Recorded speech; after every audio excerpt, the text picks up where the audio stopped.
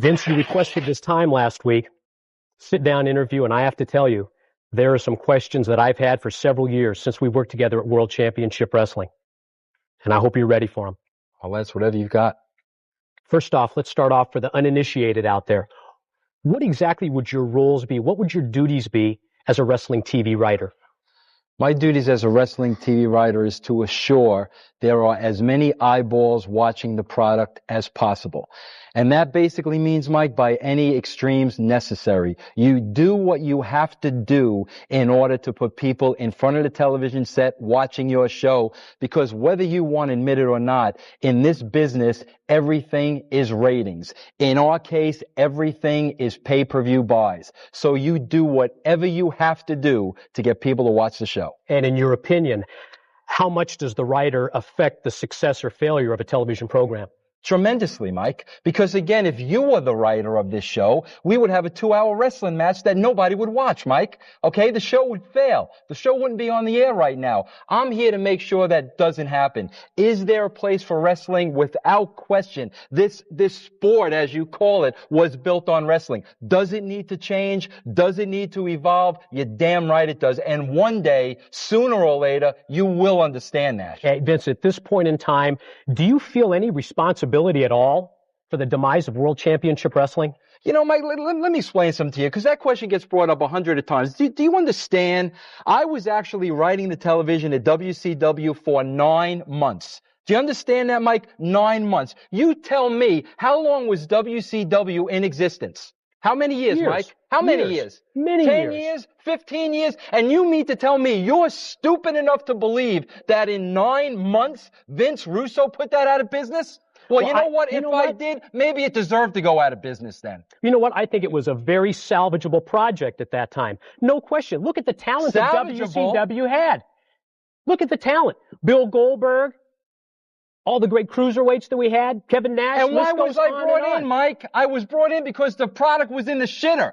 I was brought in because the eyeballs weren't watching the show anymore. Let me ask you some specifics. They brought in the most successful writer in the history of the business, me. That's why I was brought in. So let's start there. Let me ask you some specifics.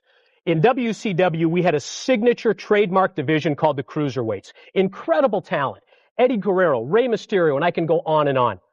Why would you decide to take that cruiserweight division and build it around Evan Courageous, a young wrestler, Ed Ferrara, one of your co-writers, and a woman wrestler by the name of Medusa? Because people want entertainment, Mike. You want lucha libras, whatever you call them. Go to Japan, go to Mexico. You get all the lucha libras you want. Here in the United States, people want to be entertained. And there are about this many people that are entertained by guys jumping around in a ring for 40 minutes. You're entertained, but you know what, Mike? You don't mean shit. Okay? Vince, what was the positive in tarnishing the image and the history of the World's Heavyweight Championship belt? The prop? By having David Arquette as the World's Heavyweight Champion. Tell me the positive to that. I'll tell you the positive, Mike, because what you don't understand is, was it a publicity stunt?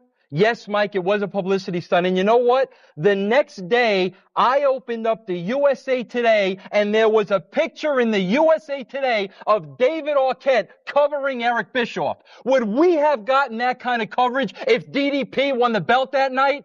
So what don't in other you words, understand? you sold it's a your business, soul, Mike. You sold your soul for one day's mention of the USA Today. You're damn right I sold my soul. How many people read USA Today, Mike? Let me explain this to me. The week after that happened, why did the television rating for Monday Nitro drop to its lowest in 4.5 years? Why did the WWF's program have almost 3 times the audience that WCW did?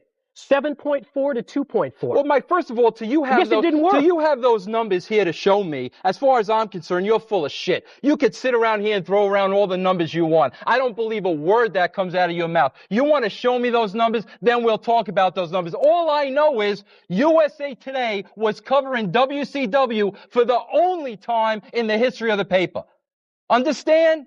Now you do. Let's bring things up to date. Let's bring it up to date. Let's bring it up how nobody started watching this damn show until Sports Entertainment Extreme came in that back door. Let's talk about, Mike, 300 people being turned away last week because of Sports Entertainment Extreme. Let's talk about November 20th. What a memorable, historic night it was in this building. And I thought we finally had done it. Jeff Jarrett did a terrific promo the week before.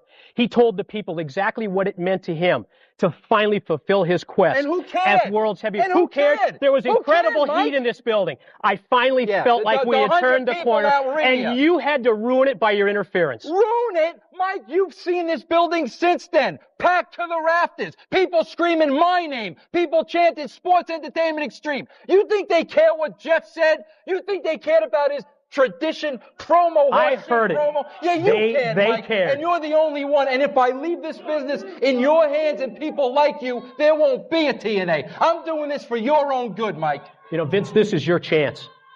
Tell us what your vision is. Tell us what your vision is for Sports Entertainment Extreme. Sell me on this product. Vince Russo is a man with a heart and a soul who has 2 boys sitting at home. And you know what my vision is? I want my boys to be able to make a living in this business. But in order for that to happen, Mike, this business needs to be around. And if it continues to go the rate that you want it to be, and these jackasses at NWA are going, and Vince McMahon and his, I don't even know what that is on Monday nights going, there won't be a wrestling business, not 5 years from now, 1 year from now, Mike. And you know what? Don't say another word, because when all's said and done, you're going to be thanking me and you're going to be kissing my big ass, Mike.